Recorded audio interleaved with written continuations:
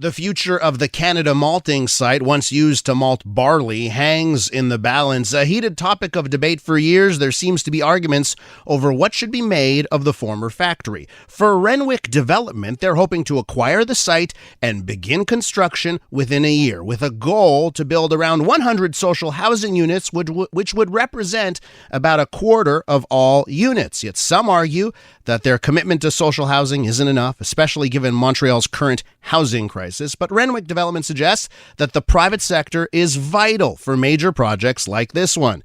Let's go now to Noam Schnitzer, a Montreal-based real estate developer for Renwick and S.E.C. La Malterie. Noam, welcome to the program. Hi, Elias. Thank you. Tell me, what's your vision for the Canada Malting site? Right now, it is exclusively used for Instagram pics by trendy people. What's your vision? Since 2015, we had identified the site as an opportunity to revitalize this corner of St. Henri and create a benchmark development that would help confirm or justify how the private sector could step in and provide social housing and affordable housing and other needed services while maintaining a certain economic viability of the whole without demanding enormous subsidies or aid from the government. It can't be the government's responsibility to shoulder this on their own, and we see it. It doesn't work. And so for us, what we saw was a possibility of creating a complete circle development that would touch on all aspects of community needs and do so in a way that would be long-term focused. Really create a stable and viable project that would provide these services over time. And we did our research. You said that you've been this dates back to 2015. This vision. Yeah. We're 8 years later. Nothing has happened. I would love to know what stands in the way from developers taking, underutilized land and resources and turning them into housing. What has stood in the way of Renwick Development? It's a really good question. This is a more complicated development overall, but in general, I think the answer is really that because of our lack of available development opportunities, those that do exist often require zoning changes. And it's the zoning change process that can be very lengthy, certainly when many factors have to be considered, like in this particular case, the needs of a community with regards to social housing. And so everyone was given a chance to pronounce themselves, to pronounce their needs, and all of that was collected. We got involved in the consultation process for the area, and it's through that discussion and through that exchange of information that we were able to really piece together what we felt was, and still strongly believe, and I believe the city is also on the same page with that, the perfect scenario for this. But to answer your question again, it's the zoning change process. This is a very lengthy and can be a very complex, complicated, scenario with a lot of people involved and a lot of decisions to be made, and often master plans. Which level of government are we talking about, Noam? Because everyone likes to point the finger at every other level of government. When it comes to this type of zoning issue, who's responsible? This is also an interesting question because there's several layers here. I do want to mention, though, that we've had a lot of very collaborative and very productive discussions with the city, and it's been a very good process for us in exchanging with them on this, though it is a complicated scenario. So you have the borough administration, and then you have the city center. And in some regards, with this particular project, you have a larger group. You have the community representative groups within the area that also have a certain involvement. The Table de Concertation de Saint-Henri is another amalgamation of many groups that do pronounce themselves in these things. So there's many. With respect to the patrimonial aspect of this site, something that we were very focused on, and in this case, the conservation of the history of Canada Malting and its importance to the community, you have an even larger group. And in this case, it touches Montreal, which is why the executive committee is involved in this particular project, because it has a Montreal focus, not just a St. Henri focus to it as well. We're with Noam Schnitzer, Montreal-based real estate developer looking to develop the Canada Malting site with housing and other services. Noam, let's talk about that vocal opposition. Okay, I know there are people even camping on the site in opposition of you developing the site. What do you think's behind that? This steadfast, vocal, no way, no how. We don't want to see this ugly word called condos anywhere. What do you say to them?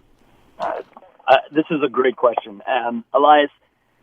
The change of the status quo is for many people an extremely daunting and very, very problematic situation. You're looking at making modifications to what people understand and are comfortable with, and they don't really know what's coming. And for them, that's something that's very hard to take and very hard to accept. And I think, generally speaking, with this project and many other projects, and by the way, this group has been the same group campaigning against, I don't know, half a other dozen projects in the Southwest. For them, it's the change of the status quo. It's a dramatic modification to the current environment. On top of that, obviously, there's the need for social housing. And so, in representing the larger community, which in fact, unfortunately, this group doesn't represent the larger community, they are basically saying that this type of a site, the only way to be certain of how it could be developed would be to put it in the hands of the government, and therefore rest assured that there would be no major change to the status quo. And I'm going to use a buzzword because it's very poorly understood: gentrification. Mm-hmm. The only way for a city, a municipality, a borough, any city, to be able to provide the services that it provides to its citizens is through progress, it's through development, it's through economic, progress. And in this case, the revitalizing of a site that has been abandoned for more than 30 years. And so in that sense, these projects are absolutely necessary. So on the one hand, I do very much understand the status quo issue that a lot of people have. But the site cannot be easily converted by any just mm-hmm. totally social means. And so because of that, a group that has the expertise, a group that has the credibility and the capacity to come in and modify something as complicated as Canada Malting is absolutely necessary, obviously with a larger view. And in this case, from day one, it had always included social housing. And Noam, just on that front, right, because there's recent reports that show the developers basically have chosen, at the end of the day, they're not going to build the social housing. They'll just pay the contribution. Some would call it a fine, but technically it's a contribution, and then just build what they want. Why don't you do the same thing on this development?